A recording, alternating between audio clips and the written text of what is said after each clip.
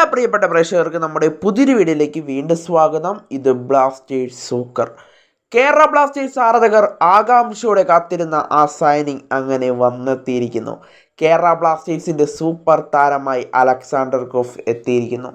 എന്നാൽ അലക്സാണ്ടർ കോഫിൻ്റെ കളിരീതി എങ്ങനെയാണ്, ഏതൊക്കെ പൊസിഷനിൽ താരത്തിന് കളിക്കാനായിട്ട് സാധിക്കും, ഇതൊക്കെയാണ് ആരാധകർ ഇപ്പോൾ ചിന്തിക്കുന്നുണ്ടാവുക. എന്നാൽ അതിന് കൃത്യമായ ഉത്തരമാണ് നമ്മൾ നിങ്ങളിലേക്ക് എത്തിക്കുന്നത്. അപ്പോൾ നമ്മുടെ ചാനൽ ഇതുവരെ നിങ്ങൾ സബ്സ്ക്രൈബ് ചെയ്തിട്ടില്ലെങ്കിൽ കൂടുതൽ ബ്ലാസ്റ്റേഴ്സ് അപ്ഡേറ്റ്സിനും ISL അപ്ഡേറ്റ്സിനുമായി മറക്കാതെ തന്നെ നമ്മുടെ ചാനൽ ഒന്ന് സബ്സ്ക്രൈബ് ചെയ്തേക്കുക. അപ്പോൾ നമുക്ക് നേരെ വീഡിയോയിൽ തന്നെ കിടക്കാം. കേരള ബ്ലാസ്റ്റേഴ്സിൻ്റെ പുതിയ സൈനിങ് ആയ അലക്സാണ്ടർ കോഫിന് 2 പൊസിഷനുകളിലായിരിക്കും കളിക്കാനായിട്ട് സാധിക്കുക. ഒന്ന് സെൻറ്റർ ബാക്കായിട്ടും രണ്ടാമത് റൈറ്റ് ബാക്കായിട്ടും താരം കളിക്കുമെന്നുള്ളതാണ് ഇപ്പോൾ മനസ്സിലാക്കാനായിട്ട് സാധിക്കുന്നത്. കൂടാതെ അദ്ദേഹം ഡിഫൻസീവ് മിഡ്ഫീൽഡറായിട്ടും കളിക്കാറുണ്ട് എന്നും മനസ്സിലാക്കാനായിട്ട് സാധിക്കുന്നുണ്ട്. ഏകദേശം 3 പൊസിഷനുകളിൽ താരം കളിക്കാറുണ്ട്. ഡിഫൻസീവ് മിഡ്ഫീൽഡറായി അദ്ദേഹം ചില സമയങ്ങളിൽ മാത്രമേ കളിക്കാറുള്ളൂ. കൂടുതലായും അദ്ദേഹം കളിക്കാറുള്ളത് സെൻറ്റർ ബാക്കായും അതുപോലെ തന്നെ റൈറ്റ് ബാക്കായുമാണ് താരം കളിക്കാറുള്ളത്. എന്തായാലും താരം മികച്ചൊരു പ്ലെയറാണെന്ന് തന്നെ പറയണം. കാരണം 3 പൊസിഷനിൽ കളിക്കുന്ന ഒരു ഡിഫൻഡറിന് നമുക്ക് കിട്ടുമ്പോൾ ബ്ലാസ്റ്റേഴ്സിൻ്റെ മറ്റ് ഡിഫൻസിൽ കളിക്കുന്ന താരങ്ങൾക്കും ഇത്തിരി പണി കുറയും. ഈ താരം മികച്ച പ്രകടനം നടത്തുന്നതോടുകൂടി എന്തായാലും ഈ താരത്തിൻ്റെ സ്റ്റാറ്റ്സ് എന്ന് എടുത്ത് നോക്കുകയാണെങ്കിൽ ഈ താരം പ്രതിരോധ നിരയിലാണ് കളിക്കുന്നതെങ്കിലും താരം ഗോൾ അടിക്കാൻ അതികേമനാണെന്നാണ് മനസ്സിലാക്കാനായിട്ട് സാധിക്കുന്നത്. ഫ്രീ കിക്കൊക്കെ അദ്ദേഹത്തിൻ്റെ ടീമിന് ലഭിക്കുമ്പോൾ അതൊക്കെ കൺവേർട്ട് ചെയ്യാൻ താരത്തിന് കഴിയുന്നുണ്ടെന്നും മനസ്സിലാക്കാനായിട്ട് സാധിക്കുന്നുണ്ട്.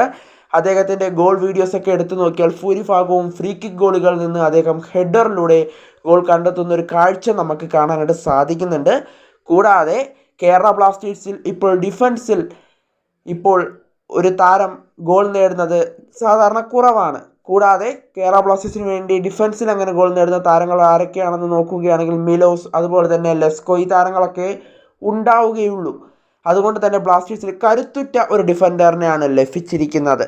കൂടാതെ ഇപ്പോൾ ISL കളിക്കുന്ന ഡിഫൻഡർമാരിൽ കൂടുതലും ഗോൾ അടിക്കുന്നത് മർത്താദ ഫോൾ എന്ന് പറയുന്ന ഒഡീഷ FC പ്ലെയറാണ്. ആ മർത്താദ ഫോളിൻ്റെ എതിരാളി എന്ന് തന്നെ പറയണം നമുക്ക് ഈ അലക്സാണ്ടർ കോഫ് എന്ന് പറയുന്ന ഈ താരത്തെ. കാരണം അലക്സാണ്ടർ കോഫ് എന്ന് പറയുന്ന ഈ താരം അതികേമനാണ് ഹെഡർ ഗോളുകൾ അടിക്കാനായി. എന്തായാലും മർത്താദ ഫോളിനെ വെല്ലുന്നൊരു പ്ലെയർ തന്നെയാണ് ഇദ്ദേഹം എന്ന് പറയേണ്ടി വരും. എന്തായാലും ബ്ലാസ്റ്റേഴ്സിൻ്റെ ഡിഫൻസിലൊരു താരം ഗോൾ അടിച്ചു കൂട്ടാനായി വരികയാണ്. പ്രതിരോധ നിരയിലും അതുപോലെ തന്നെ ഗോൾ അടിക്കുന്നതിലും ഒരേപോലെ ശ്രദ്ധ നൽകുന്ന ഫ്രഞ്ച് സൂപ്പർ താരമാണ് അലക്സാണ്ടർ കോഫ്. കൂടാതെ ക്രിസ്ത്യാനോ റൊണാൾഡോ റയൽ മാഡ്രിഡിൽ കളിച്ചുകൊണ്ടിരുന്ന സമയത്ത് ആ താരത്തിനെതിരെ കളിച്ചൊരു താരം കൂടിയാണ് അലക്സാണ്ടർ കോഫ് എന്ന് പറയുന്ന ഈ ഫ്രഞ്ച് സൂപ്പർ താരം. ക്രിസ്ത്യാനോ റൊണാൾഡോയെ അന്ന് മുന്നേറ്റ നിരയിലേക്ക് കടത്തിവിടാതെ അവിടെ പിടിച്ചു കെട്ടിയ അലക്സാണ്ടർ കോഫിനെ നമുക്കവിടെ കാണാനായിട്ട് സാധിച്ചിട്ടുമുണ്ടായിരുന്നു.